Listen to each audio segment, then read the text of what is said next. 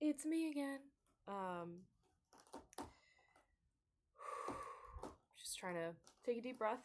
Um, I don't remember when the last time I posted one of these was. I did not check before I set this up. I just set this up because there's a couple things that I've been mulling over and want to talk about, and it's just another moment where I'm kind of coming up for air again. Because the past couple of weeks have again been busy and I have just been a little stressed and kind of, I was just starting to get burnt out again. So I'm really trying to take it easy. And I'm on day two of, I mean, essentially, this is my weekend. It's the middle of the week. Um, but again, working in the service industry, your life kind of gets shifted around a little bit, which in a lot of ways really works for me. Because I'm a real night owl and I always have been. So those hours have always worked better for me. But I like kind of being on a different rhythm than everybody else. Like, I had a really nice, just like easy afternoon and I went on a walk and then I got really hot when I was on my walk because it was in the middle of the day. So I came back and I jumped in the pool. And there were a couple people out there, but it like wasn't super busy or anything, which is great, getting to, I just need still and quiet a lot in my life cuz I get very overwhelmed, which yeah, just kind of brings me to one of the big things that I have been thinking about. I think I've mentioned on here that I got an ADHD diagnosis a couple weeks ago, and I think I mentioned too before that it was like kind of a relief because I've kind of always known that there's like something going on with me, and just having someone look at me and be like, "You're not insane. The things you're feeling are super common and like, you know, you're not the only person who feels this way," has been really helpful for me. On top of that, just having a framework to go off of like when I'm struggling on the day to day. Um just a way to like kind of understand those things. So the past maybe like week, I've just been observing my own behavior like I always do because I'm a crazy person and I'm like hyper self-aware. But I've been doing that through the lens of like, oh, this is a symptom of a thing that is actually, again, very common and manageable for the most part. Like, it still sucks that I struggle with these things or whatever, but like knowing that there are ways to sort of like cope and manage and hopefully like just knowing where to start, I think is kind of where I'm at for the first time, as opposed to like kind of feeling like I'm fumbling around in the dark, like what's wrong with me and why can't I figure it out and just get it together. Oh yeah, because that's something I was thinking about this week. Like, I've been thinking a lot about intention and whether intention matters. And I don't think that there's necessarily a right or wrong answer to this. I think it's kind of one of those like morally gray, sort of like philosophical areas of interpersonal dynamics, like in terms of when doing harm to somebody and whether you mean to or not, and like how someone feels about something that you've done and the way you've behaved. Um, Mainly this became a point of fascination for me when I lost a friend a few years ago. Um, and it was just kind of spending way too much time together, and it kind of devolved into like I wasn't doing well, this other person wasn't doing well, and kind of lashing out at each other until it kind of exploded. And I'm a very avoidant person. Um, so, and trust me, like there were plenty of behaviors that I exhibited in that situation that were not right by any means, but also I do feel that this person came at me with, it just didn't feel like this person who I thought I could trust. It didn't feel like they were on my side. You know what I mean? Like when you love somebody, when you're in relationship with somebody, whether that be romantic or platonic or hopefully familial, um, like there should always be a baseline understanding, I think, that we're on the same side and that we're trying to get to a place of understanding and all that. But I also know how complicated human relationships are and nuanced. And but I've never had a relationship that like harbored so much resentment under it. And certainly, again, I come from a very avoidant like family. Um, but I had never had it come to the surface like that before. So anyway, ever since I lost that friend, I've kind of been in a space of like intentionality has been very interesting to me, and I think about it a lot. And you know, you think about like with murder cases, for example, we have differentiations with the law of, you know, how harshly someone is punished, um in like taking into consideration whether or not they meant to kill someone and they planned on killing someone or whatever. um you know, the sort of answer to that I've heard is, well, someone's still dead, which is very true. But I think like, again, it just leads to, I have like this very deep seated, and I think it's just I'm so afraid of being misunderstood, because people can sometimes misunderstand my intentions. uh like I'll say things and people will think that it's rude or like the wrong thing to say. So I have a lot of anxiety about that. So I don't know. I just um it's just something I've been thinking about a lot again recently. And because I'm so hyper aware of like how my actions affect the people around me to the point that it's debilitating. Like I'm so worried about being a problem or a bother to anyone, to the point that I am now just like I have to I have to kind of kill that part of myself a little bit because I'm going insane. Like I'm driving myself insane and to the point of illness truly because I'm trying to please everybody. And that's like the past few months have been really stressful, and I had put myself in, I guess there was just one situation where I put myself in a position of authority that I usually wouldn't. Like I was in charge of running something, and I have always had a lot of real issues with reliability and consistency and communication and like any sort of logistical things like emails, not my strength at all. So I kind of put myself past capacity, and that was like something that was stressing me out. And I've just really had to like take a step back and kind of tying back to like the larger conversation of me trying to get my mental health situation situated, because oh my god, I've been struggling. Is just like I'm trying to accept my limitations, and there are a lot more of those than I would like there to be. You know, like the past 2 days, well, this also goes back to my like weird relationship to productivity. And like um the past 2 days have been so nice because it's literally just been 2 days off. And not only that, but like I've really limited my, like I had to go to the grocery store yesterday, which is very stressful for me. And I know that's fucking lame and stupid and I just need to get over it, but like ever since I became an adult and had to like be in charge of my own food and groceries, like that part of my life has been really stressful to me, especially with rising food costs and everything. Anyway, so that was like not my favorite yesterday. But other than that, the past 2 days, I've really been able to just like limit my interactions with other people and just like read and hang out and watch a movie. I watched Howl's Moving Castle last night, like rewatched it, and really just trying to let myself fully rest, because I don't do that very often. Because even when I have free time, it's like there's something in me that's like go go go go go go go. I think it's like a weird Protestant work ethic thing.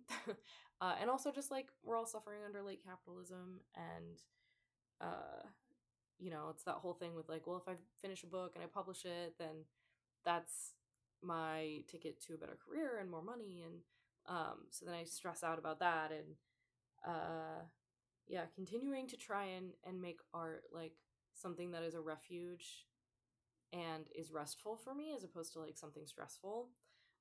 So we're still working on that. But that brings me to I have my book over here. It's heavy because it's big. I've been rereading The Goldfinch. I don't know if I mentioned this yet. I love this copy is really getting beat up. And I kind of love it. I like books that look well loved because it means they are, and people have read them, and I don't like when things are too pristine and too like clean. Uh because it just kind of tells me that you would rather have the thing to like for the sake of having the thing as opposed to like actually engaging with it and having a relationship to it. So anyway, I love my little beat up book, but this is one of my favorites, and um I've said on here before, I think I have been rereading a lot of my favorites this year just because I've needed them. Like the books that, again, personal canon is like, which I haven't done one of those videos in a while. I've been busy. But anyway, again, I am best with these things when they're spur of the moment because I don't have to plan and like dedicate any like too much mental energy to these. Yeah. So anyway, but The Goldfinch is one of my favorite books of all time. So it was kind of, I think it's been like 3 years since I've read it, maybe 2 years. I think I read it 2 years ago, 2 summers ago. And I just knew it was going to come back around, because I wanted something long that I can really like sink into its own world. And it's a book about art, and it's a book about grief, and Theo, the protagonist, kind of enters like he's just in his own world in his head in a way that like I find really engaging and comforting, and I don't know, I just love Donna Tartt's prose so much. So anyway, I am like I think about 300 pages in,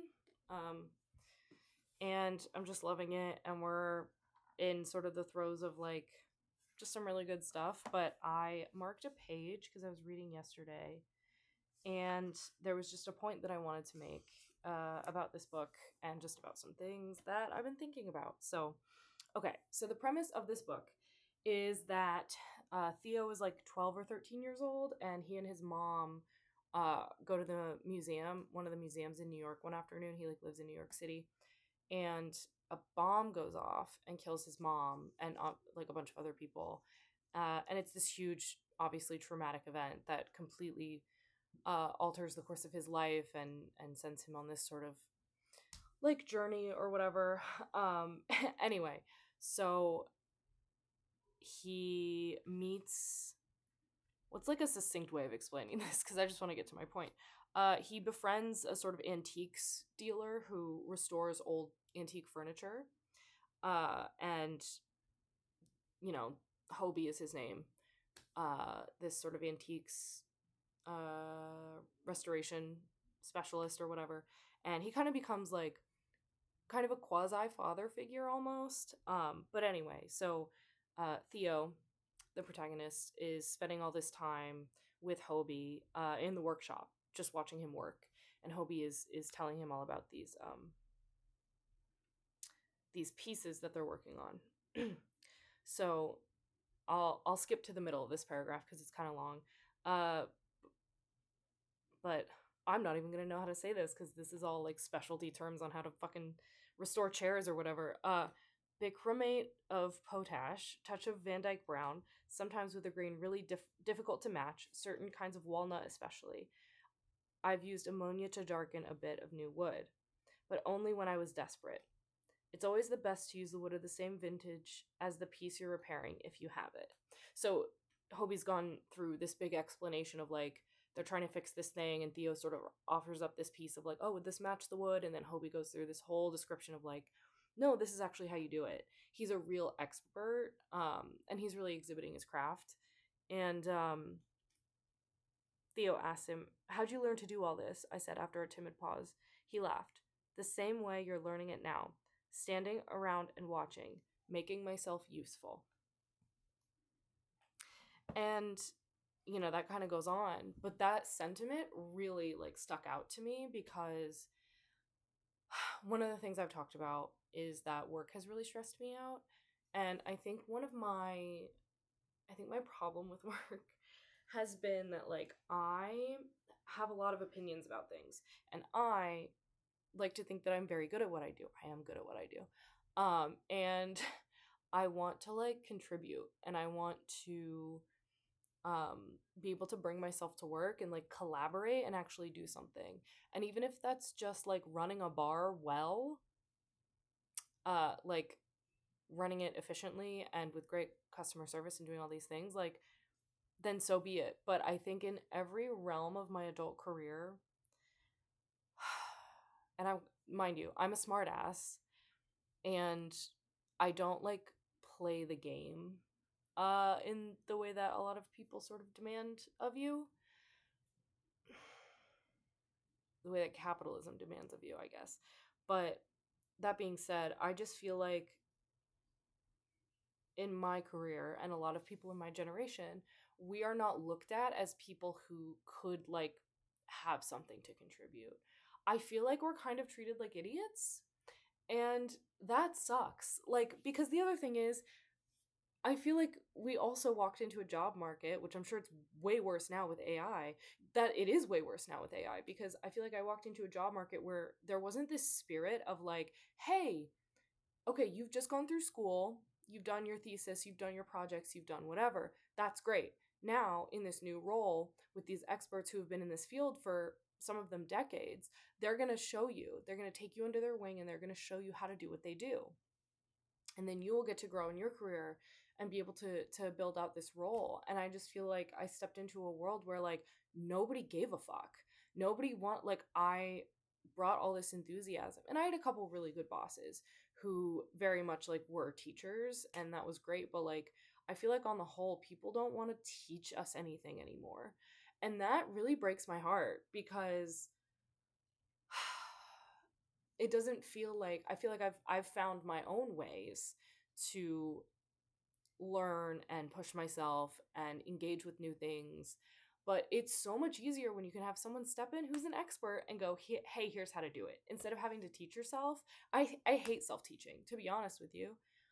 There's like certain things that I really like to do on my own, but I would love nothing more than to learn how to paint, or draw, or to learn how to code again, or to learn how to do an instrument. And I don't want to have to Google YouTube tutorials for all of these things. Like, I want to be able to, and if I had more money, I could just like go find people and do that. But, in terms of like building a fulfilling career and having something that you're working towards and that you care for, like, and mind you, this example, Hobie's like a real crafts person. Like he even says like my profession is passed down generation to generation by like a single thread. There are so few people who do this, but we've lost a sense of expertise in any field.